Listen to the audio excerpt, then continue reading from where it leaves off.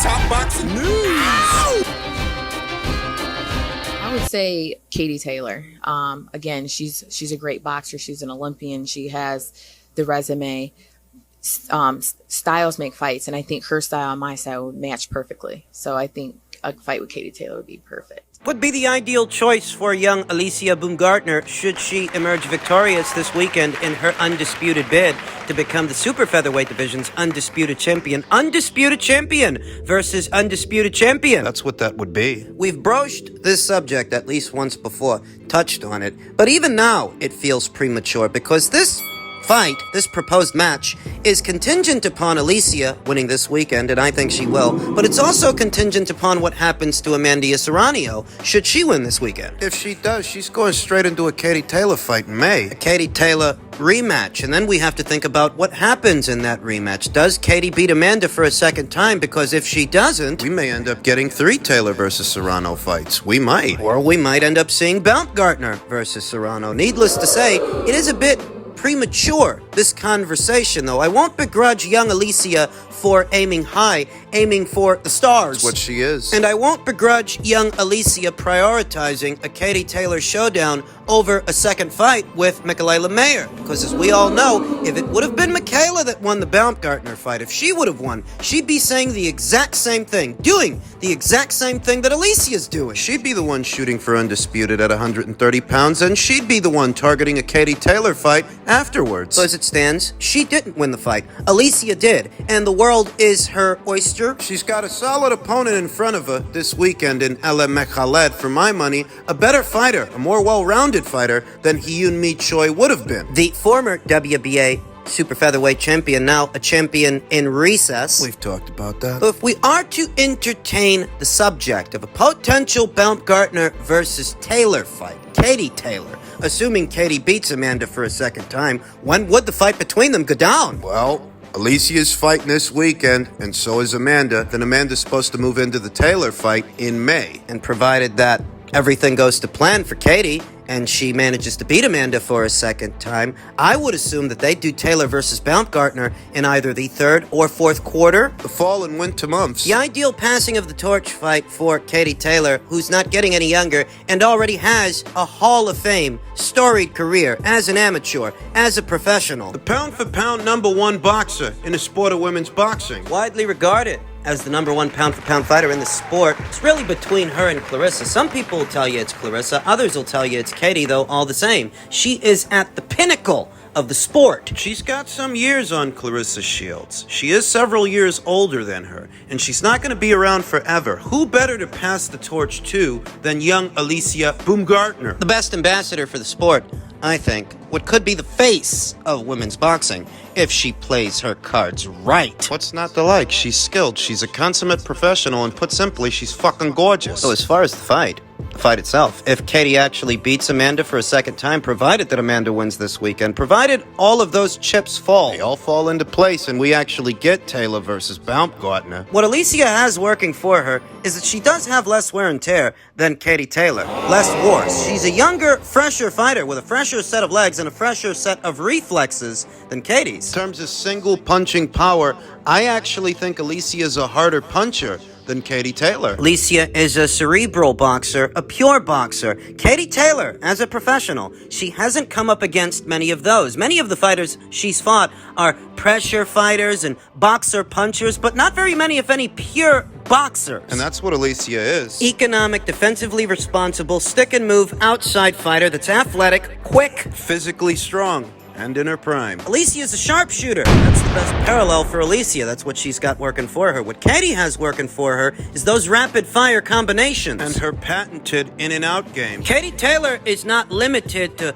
boxing at just one range, not just mid-range to inside. She can box from the outside as well. That's what we saw in the McCaskill fight. That's what we saw in the Lenardatu fight. Christina Lenardatu, who just so happens to have given Alicia Baumgardner her first and only professional loss years ago. Years later, she could find herself opposite the ring Katie Taylor, who has experience against a better caliber fighter, better quality of competition than Alicia Baumgardner's quality of competition so far. Katie's been in there with the Lions, the Tigers, the Bears. Oh my, I mean, seriously. Alicia Baumgardner would likely be looking to land a big counter shot, big counter punch, whereas Katie Taylor would be looking to close the distance, get off those rapid-fire combinations, and get out safely. Both fighters have their own brand of speed. You know, Katie Taylor is known as a bit of a speedster, but she's not getting any younger, whereas Alicia Baumgardner, whilst being economic, she's quick, she's fast on her feet, and she's got speed in those hands. Quick counters. The fight itself might actually favor Katie Taylor stylistically, but Father Time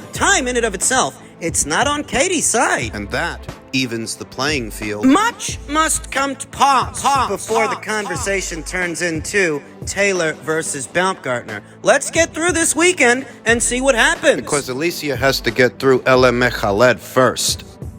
In other news, Floyd has already scheduled his next exhibition match, his first one of this year. I believe he put on about 3 of these things, maybe 4. Last year, the one with his old buddy Don Moore, the one in Japan with that kickboxer, and the more recent one with social media influencer Deji, the brother of KSI. Those were all pay-per-views. So is this one, set to go down in London this month on the 25th. Fighting some guy named Chalmers. Who's Chalmers? Fuck if I know. I never heard of the guy. Or the Zeus pay-per-view network, for that matter. Seems that Floyd Mayweather is auctioning off his likeness, his celebrity, to yet another fledgling pay-per-view platform, an obscure one for what is yet another exhibition match. And it's not that he's having exhibition matches that's alarming. It's the frequency of these exhibition matches, because he's supposed to be retired, but he keeps a busier schedule than many active fighters. Many active PBC fighters. Tenshin Nasukawa, Logan Paul, Don Moore, the other kickboxer guy in Japan more recently, and Deji. I can't help but look at the frequency of these exhibition matches and think to myself that Floyd is just trying to keep his head above water, as strange as that might sound. It harkens back to Marcos Villegas' tweet last year about... Just right before the Fox deal ended, the deal that was supposed to end this year.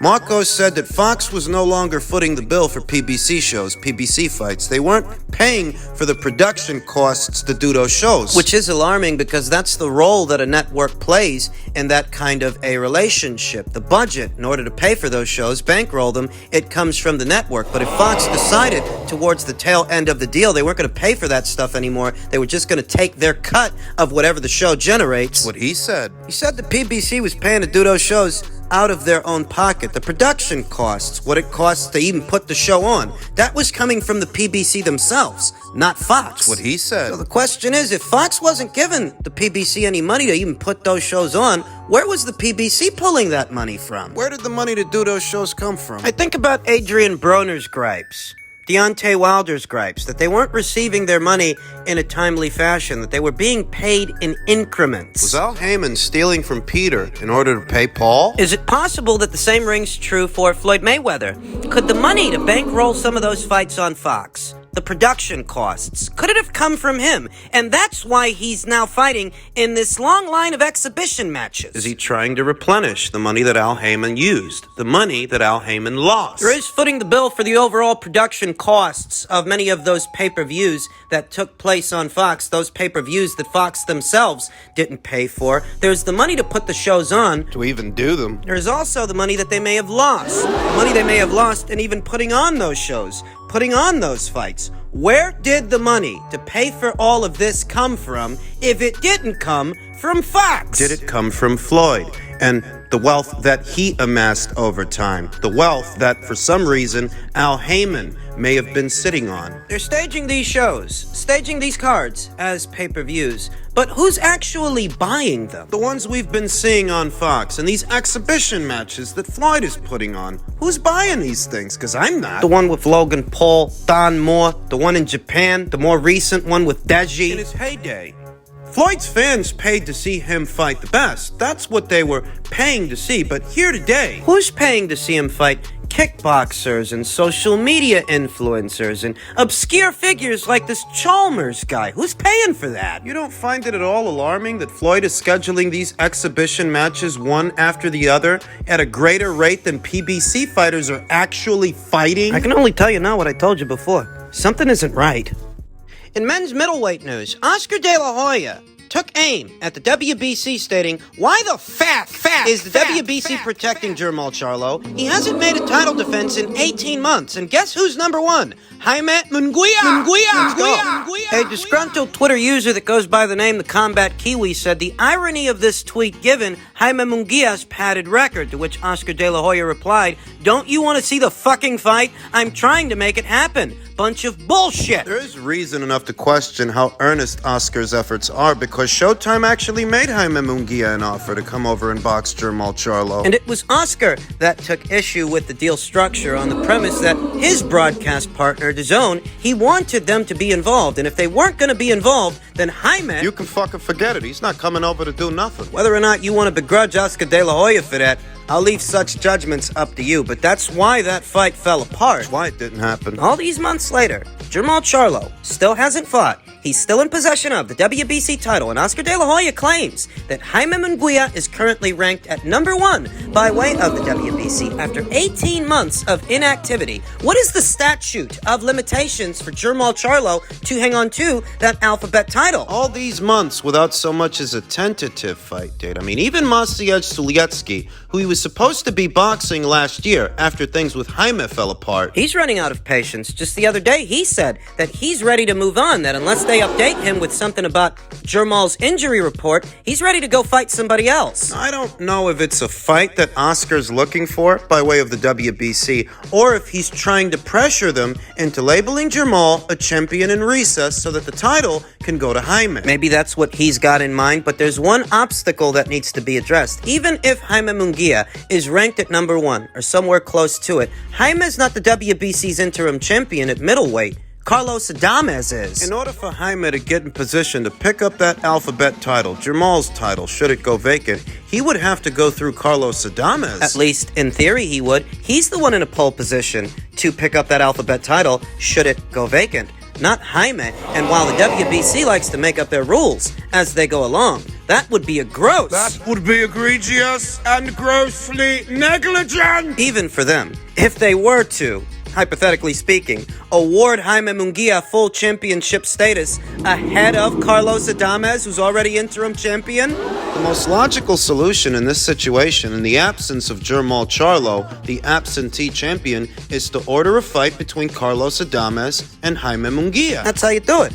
Carlos Adames needs a high-profile fight. Jaime's not busy with anything. He's not doing anything. Order those two guys to fight. Force them to come to the table, and may the rights to the fight go to the highest bidder, whether that's Golden Boy Promotions or the PBC. I know that Jaime Munguia is no Pernell Whitaker, but I'd give him decent odds. I'd give him decent odds against Carlos Adames, who suffered his first professional loss to Patrick Teixeira some years ago. Some years later, I'd give Jaime decent odds against Carlos on the premise that Jaime's a cut above a Patrick Teixeira. I know that Carlos has been showing improvement. He's been looking good fight by fight, but he fought Sergey coming off a loss, and he knocked out Juan Montiel, who Jaime Munguia knocked out years ago. You get the WBC to order this fight on the premise that it forces Carlos to come to the table and defend his position, and if he doesn't want to, then the interim title will be forfeit. It will go to Jaime. That's if he doesn't want to fight.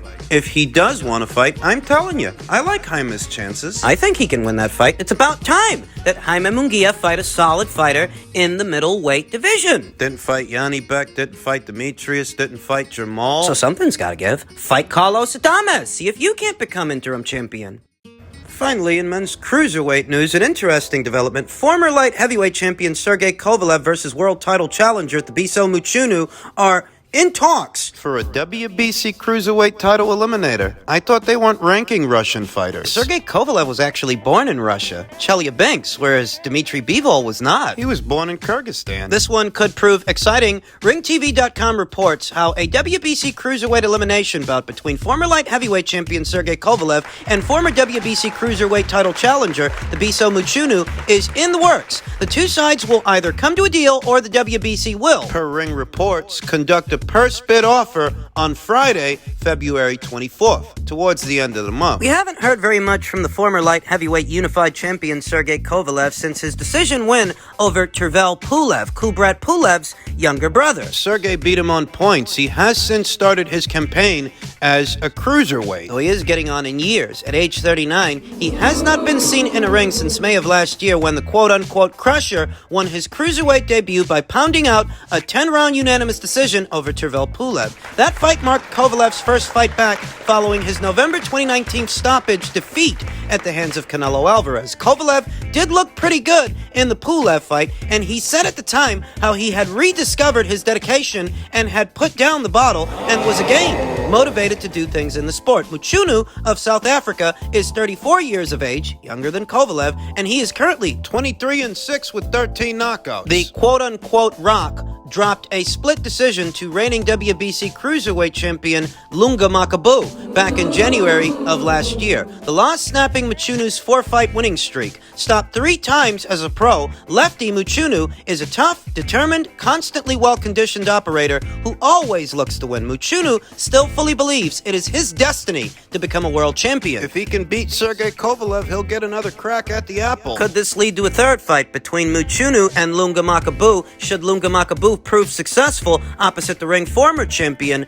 Badu Jack? They're going to be fighting on the undercard of Jake Paul versus Tommy Fury. So wait a minute. When it comes to undisputed at light heavyweight, the WBC wants to take a hardline stance, but at cruiserweight, they're sanctioning a fight between a Russian national. That's what Sergey Kovalev is. He was born in Chelyabinsk, Russia, whereas Dmitry Bivol, who they insisted must petition for a license to compete as a non-Russian fighter. You give Dmitry a hard time. That guy wasn't even born in Russia, but Sergey was, and you're letting him fight in a title eliminator. I don't know how you're supposed to reconcile that. The fight itself between Sergey and Thabiso Muchunu, I won't lie to you, it's intriguing. Does Sergey still have enough left in the tank to take on a seasoned cruiserweight? Many would argue that Lunga Makabu didn't beat Thabiso Muchunu in either of their meetings, either of their 2 fights. Not legitimately. That those decisions were political decisions at best. Does Sergey Kovalev, at 39 years old, have enough left in the tank to beat Thabiso Muchunu? In spite of Sergey's reputation as a bruiser, nicknamed the Crusher, He's a very skilled boxer, and I think